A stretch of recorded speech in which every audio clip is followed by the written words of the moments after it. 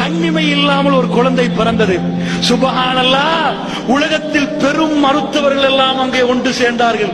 எனக்கு தெரியுமா, கண்ணிமை இல்லாமல் பிறந்த குழந்தைக்கு கண்ணிமையை கொடுப்பதற்கு.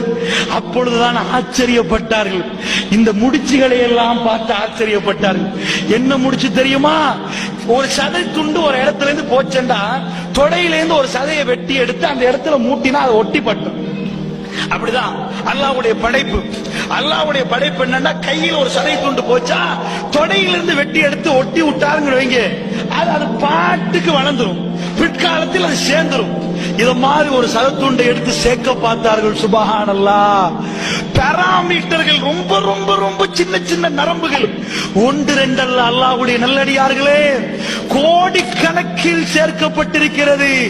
விஞ்ஞானிகள் மிக அவசரமாக அந்த ஆபரேஷனை நடத்தினார்கள். அல்லாஹ் ரப்புல் ஆலமீன் அந்த உயிருக்குரிய அஜலை தீர்மானித்து விட்டார். இன்னா லில்லாஹி வ இன்னா இலைஹி ராஜிஊன். இந்த உலகத்தை விட்டும் அந்த குழந்தை பிரிந்து விட்டது.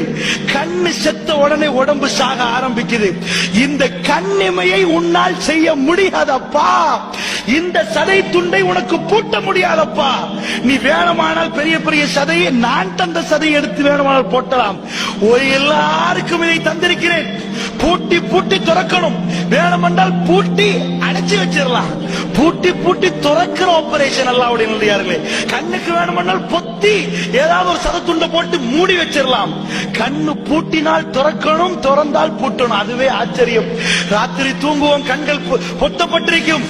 காலையில் நாம் நினைக்கிறோம் கண் திறக்கிறது.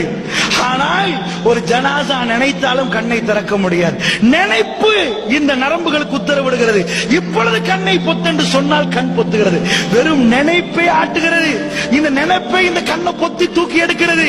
நாம் கண்ணை பிடித்து தூக்கவில்லை, கண்ணை பிடித்து பூட்டவில்லை. அல்லாஹ்வுடைய